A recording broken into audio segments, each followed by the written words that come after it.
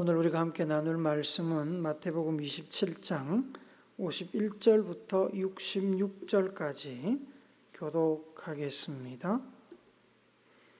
이에 성소 휘장이 위로부터 아래까지 찢어져 둘이 되고 땅이 진동하며 바위가 터지고 예수의 부활 후에 그들이 무덤에서 나와서 거룩한 성에 들어가 많은 사람에게 보이니라.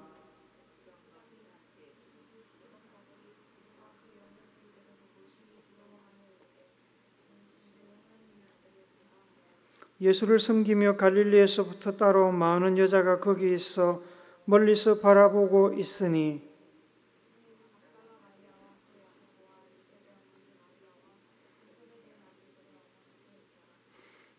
저물었을 때에 아리마대의 부자 요셉이라 하는 사람이 왔으니 그도 예수의 제자라.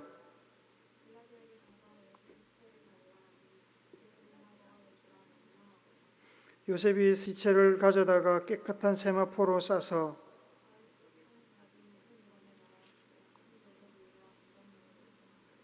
거기 막달라 마리아와 다른 마리아가 무덤을 향하여 앉았더라.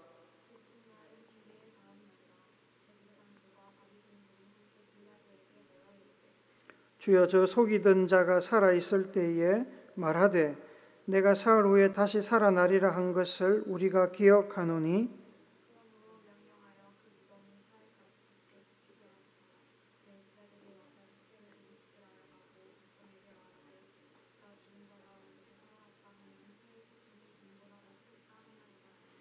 빌라도가 이르되 너희에게 경비병이 있으니 가서 힘대로 굳게 지키라 하거늘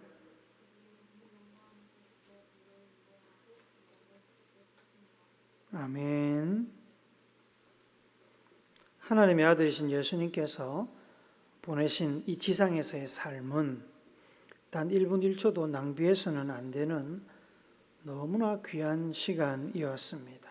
그래서 하나님의 뜻을 이루기 위해 비록 짧은 인생이었지만 예수님께서는 최선을 다해서 살았습니다. 할 수만 있다면 피하고 싶은 죽음의 순간을 앞에 두고 하나님의 뜻을 알지만 인간 예수는 고뇌하지 않을 수 없었습니다. 인간이자 하나님의 아들이기에 예수님에게 이 죽음은 이 땅의 그 어떤 죽음보다 더 혹독한 고통이었습니다. 성령의 인도를 따라 끝내 도망가지 않고 죽음을 직면했습니다.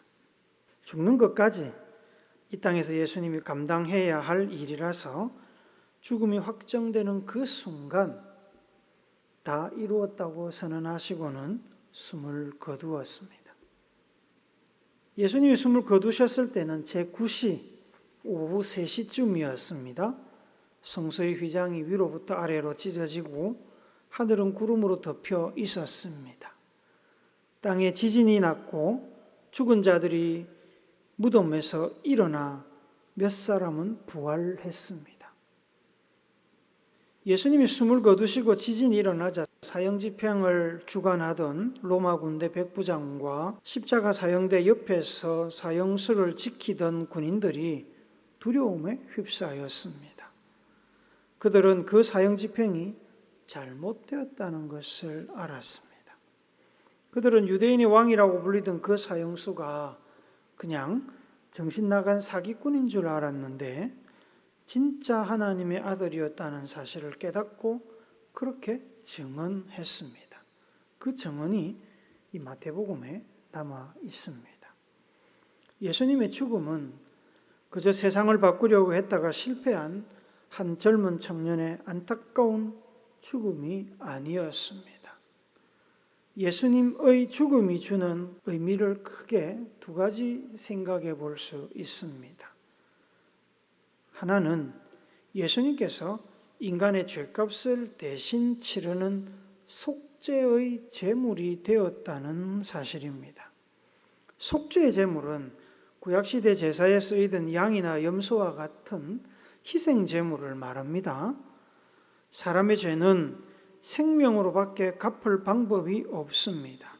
하나님께서는 사람이 죄를 많이 지어서 그 죗값을 다 치르게 하려면 이 땅에 남아있을 사람이 없다는 것을 생각하시고 사람 대신에 동물을 죽여 동물의 생명으로 사람의 죗값을 대신하는 것을 허락하셨습니다.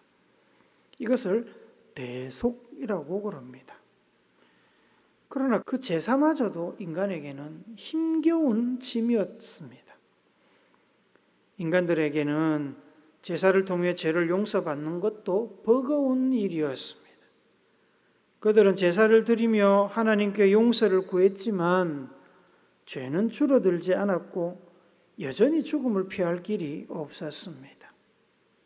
그래서 하나님께서 100번, 1000번 양보하셔서 이제 더 이상의 제사가 필요하지 않는 새로운 속죄의 길, 구원의 길을 여셨습니다. 히브리서 10장 12절에 보면 예수님의 죽음을 한 영원한 제사로 표현을 합니다. 한 번 드린 것으로 영원한 속죄의 효과를 내는 제사라는 말입니다. 예수님의 이 한 영원한 제사가 사람에게 효력을 발휘하려면 다른 아무것도 필요 없고 사람이 예수님의 구원자 되심을 인정하고 예수님께 구원을 요청해야 됩니다. 사도행전 2장 21절 말씀 봅시다. 시작. 누구든지 주의 이름을 부르는 자는 구원을 받으리라 하였느니라. 예수님의 구원자 되심을 인정하고 예수님께 구원을 요청해야 합니다. 예수님을 인정한다는 것은 예수님의 죽음을 나를 위한 나의 죗값을 치르는 영원한 효력을 가진 제사로 받아들인다는 이야기입니다. 예수님께서 단번에 영원한 제사를 드렸기 때문에 더 이상 사람을 대신해서 하나님 앞에서 제사를 드려줄 제사장이 필요 없게 되었습니다. 히브리서 7장 24절 말씀 같이 봅시다. 시작. 예수는 영원히 계심으로 그 제사장 직분도 갈리지 아니하느니라. 한 번에 영원한 제사를 드리신 예수님이 우리의 영원한 제사장이십니다.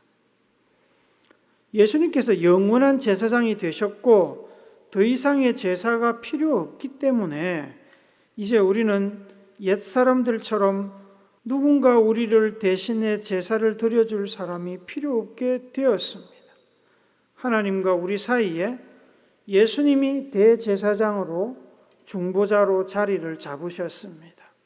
이제 우리는 예수님을 통해서 예수님을 의지해서 하나님께 직접 나갈 수 있게 되었습니다. 이 놀라운 사실을 확실하게 보여주기 위해서 하나님께서는 예수님이 숨을 거두시는 그 순간에 성소와 지성소를 나누는 휘장을 찢으셨습니다. 51절 한 번 더 읽읍시다. 시작. 이에 성소 휘장이 위로부터 아래로 찢어져 둘이 되고 땅이 진동하며 바위가 터지고, 사람이 잘랐으면 밑에서부터 위로 잘리겠죠. 하나님이 이 휘장을 찢으셨기 때문에 위로부터 아래로 찢겼습니다. 성소의 휘장은 성전의 외소와 성전의 내소 사이에 쳐져 있는 휘장을 말합니다. 성전의 외소에는 향을 태우는 분향단, 떡을 놓는 진설병, 그리고 등잔대가 있습니다. 매일 제사장들이 들어와서 이 성소를 관리합니다. 외부에서 성소를 지나 지성소로 들어가려면 이 휘장을 지나가야 했습니다. 이 지성소에는 하나님의 언약궤가 들어 있습니다. 그 언약궤 안에는 뭐가 들었지요? 아론의 쌍난 지팡이, 또 십계명 돌판 이렇게 들어있죠. 이 지성소는 말 그대로 지극히 거룩한 장소입니다. 하나님이 항상 임재하시는 곳입니다. 그래서 대제사장도, 제사장 중에 제일 높은 대제사장도 1년에 딱 한 번 들어갔습니다. 들어갈 때 몸을 성결케 하고 죄를 회개하고 정결케 하고 들어가지 않으면 들어가서 그냥 죽어버립니다. 하나님이 계신 거룩한 장소와 세상을 구분하던 이 휘장이 찢어졌다는 것은 이제 대제사장만이 아니라 누구든지 하나님께로 나갈 수 있게 되었다는 뜻입니다. 휘장이 찢어지기 전에는 대제사장이라도 죄를 가진 사람은 들어갈 수 없었습니다. 들어가면 죽었습니다. 이제 예수님 덕분에 영원한 제사를 드렸고 모든 죄를 용서받았습니다. 예수님으로부터 죄 없다는 인정을 받은 우리는 죄의 결과인 죽음을 두려워하지 않고 이제 하나님께 나갈 수 있게 된 겁니다. 히브리서 10장 19절은 이렇게 정리합니다. 그러므로 형제들아 우리가 예수의 피를 힘입어 성소에 들어갈 담력을 얻었나니 예수님의 피 덕분에 성소에 들어갈 수 있게 되었다 이 말입니다. 우리의 죄를 씻는 보혈 예수님의 피 때문에 우리는 정결케 되었고 하나님을 대면할 수 있게 되었습니다. 그래서 우리는 지금 언제나 어디서나 예수님을 통해서 예수의 이름으로 하나님께 기도할 수 있습니다. 만날 수 있습니다. 예수님의 죽음이 주는 두 번째 중요한 의미는 예수님의 죽음은 곧 부활로 이어진다는 사실입니다. 부활로 이어지지 않는다면 예수님의 죽음은 의미가 없습니다. 예수님이 죽은 것으로 끝이 난다면 자기 목숨도 살리지 못하는 분이 누구를 살리겠습니까? 유대인들이 십자가에 달린 예수님을 향해서 예수님이 자신을 구원하면 믿겠다고 조롱했었습니다. 그들의 말은 조롱이었지만 그 말의 내용은 사실 맞는 말입니다. 자기도 살리지 못하는 분이 누구를 살리겠습니까? 하지만 예수님은 예수님을 영원히 죽이려고 했던 유대인들의 의도와 달리 죽음을 이기시고 부활하셨습니다. 스스로 죽음을 이기고 부활하셔서 예수님을 믿고 예수님의 영원한 제사를 받아들이는 모든 사람들을 살릴 수 있는 길을 여셨습니다. 고린도전서 15장 20절 같이 읽습니다. 시작. 그러나 이제 그리스도께서 죽은 자 가운데서 다시 살아나사 잠자는 자들의 첫 열매가 되셨도다. 예수님께서 부활의 첫 열매가 되셨습니다. 이제 누구든지 예수님을 따라가면 예수님을 따라 죽겠지만 예수님을 따라 다시 살게 됩니다. 하나님께서는 이 놀라운 사실을 증명이라도 하시려는 듯 예수님이 죽은 직후에 무덤에서 잠자던 성도들을 몇 명 깨우셨습니다. 무덤이 열리고 죽은 성도들이 무덤에서 일어나는 믿을 수 없는 일들이 일어났습니다. 무덤에서 일어난 사람들은 예수님 부활의 때를 기다렸다가 예수님께서 부활하신 이후에 예루살렘 성으로 들어갔다고 성경은 기록합니다. 많은 사람들이 그 광경을 목격하고 놀라지 않았겠습니까? 이들은 사람들 보라고 하나님께서 제시하신 부활의 증거입니다. 예수님께서는 이미 생전에 자신의 부활에 대하여 이야기하셨고 죽은 자의 부활도 언급하셨습니다. 요한복음 11장 25절 읽어봅시다. 시작. 예수께서 이르시되 나는 부활이요 생명이니 나를 믿는 자는 죽어도 살겠고.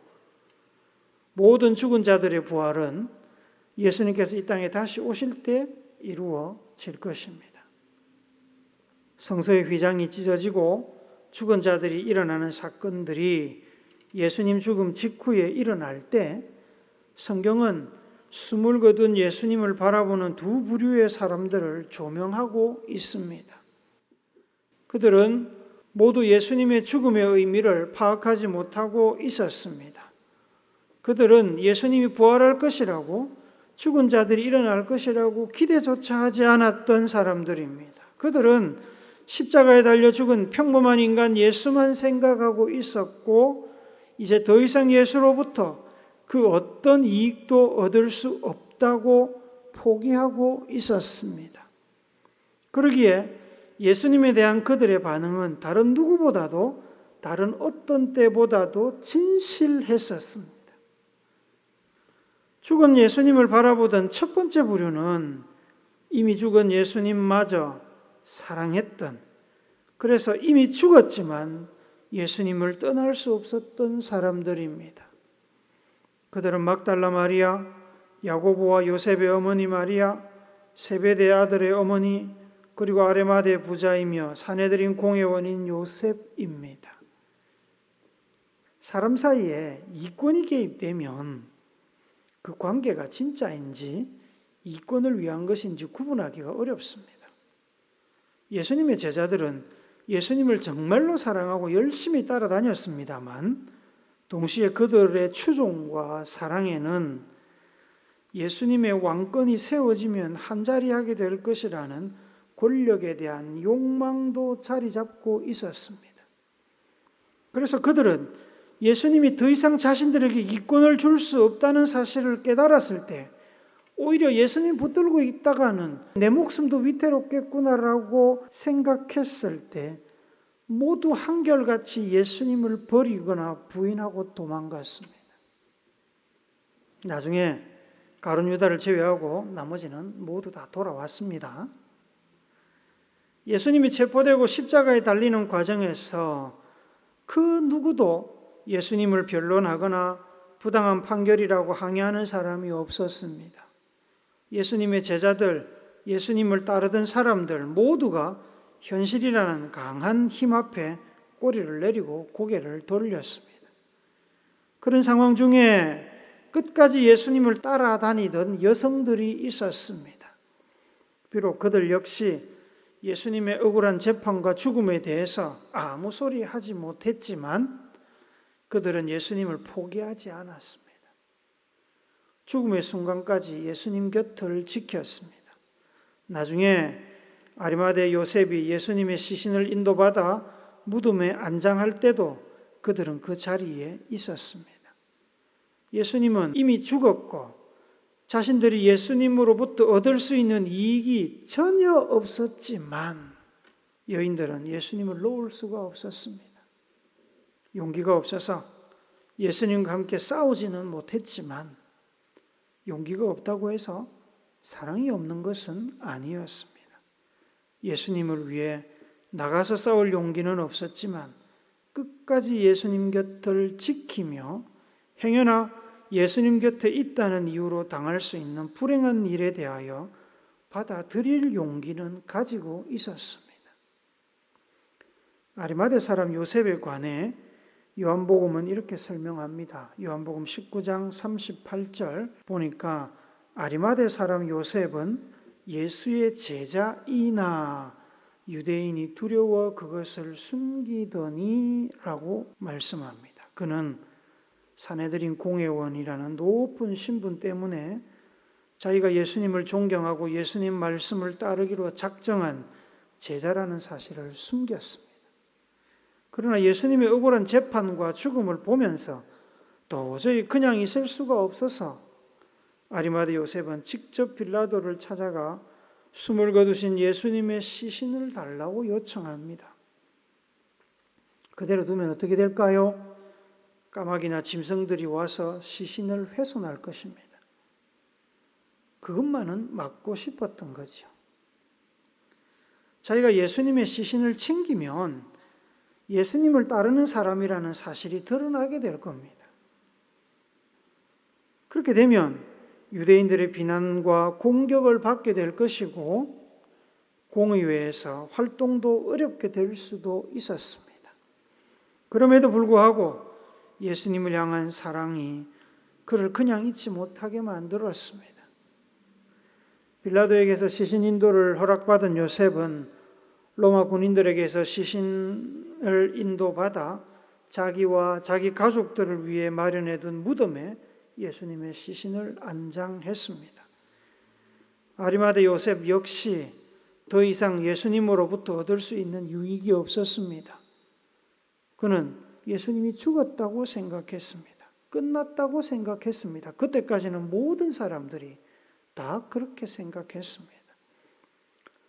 그는 다만 예수님을 진심으로 사랑했던 사람이었을 뿐입니다.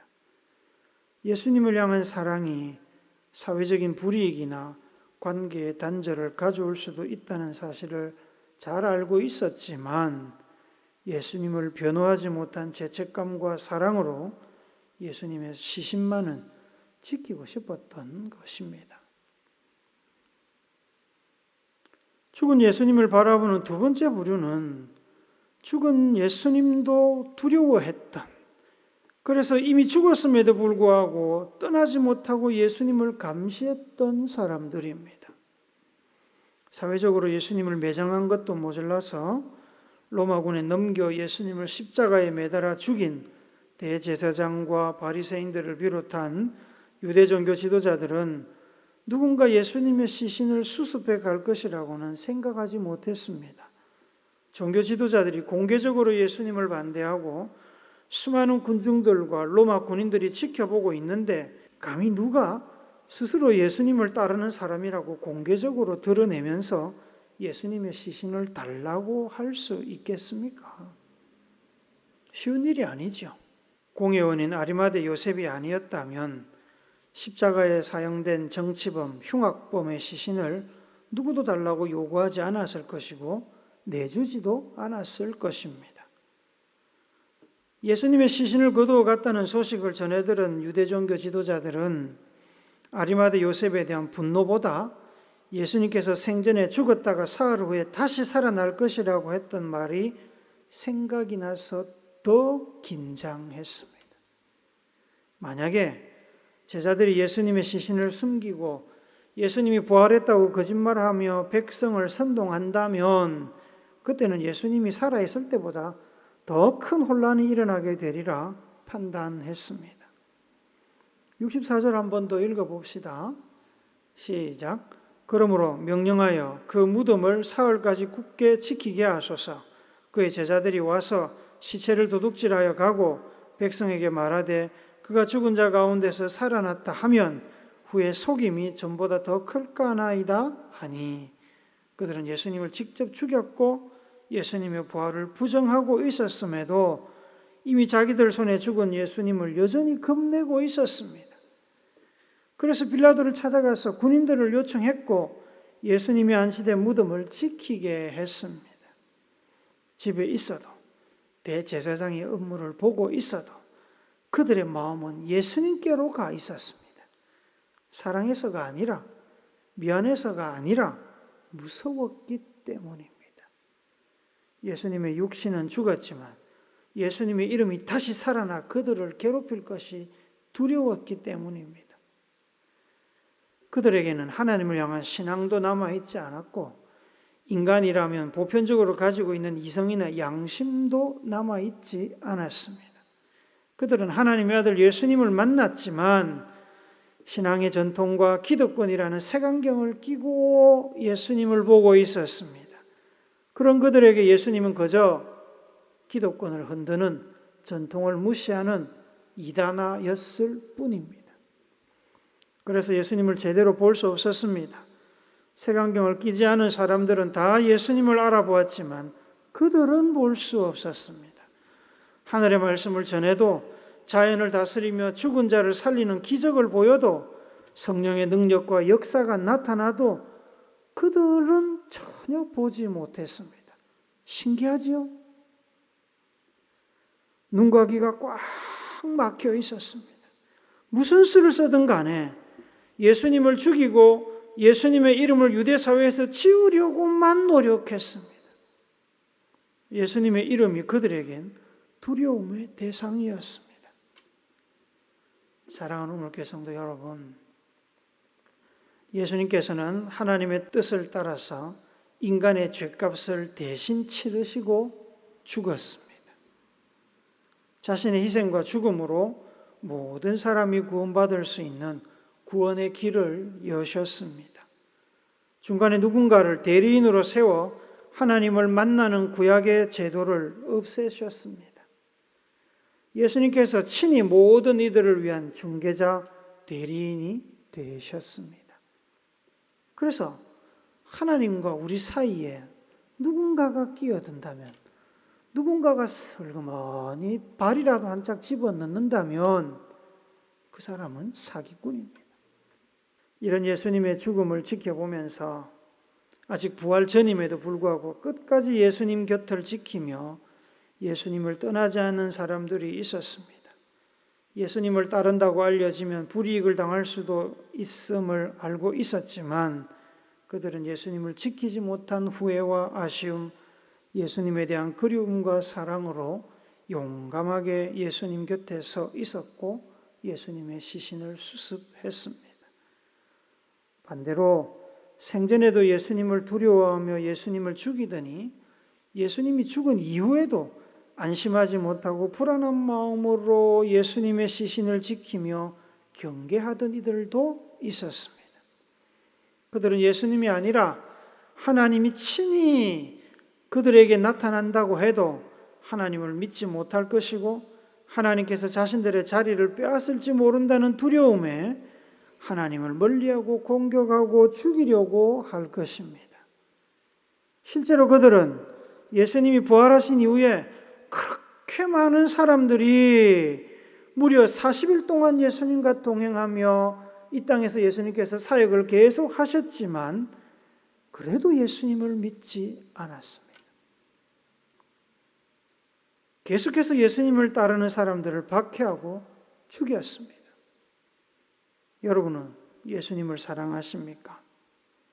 살면서 어떤 상황, 어떤 일이 일어난다고 해도 어떤 희생을 감수해야 된다고 해도 끝까지 예수님 곁을 지키며 사랑하시겠습니까? 아무것도 얻을 게 없어도 예수님으로부터 아무런 이득을 챙길 게 없어도 그래도 사랑하실 수 있겠습니까? 여러분을 위해서 십자가를 지신 예수님을 위해서 기꺼이 불이익을 감수하며 그 곁을 지키고 무덤을 내주시겠습니까? 아니면 예수님이 뭘 해도 예수님이 여러분을 위해 어떤 희생을 감수해도 그저 예수님을 귀찮게 여기고 원수로 여기고 두려워하며 등을 돌리겠습니까?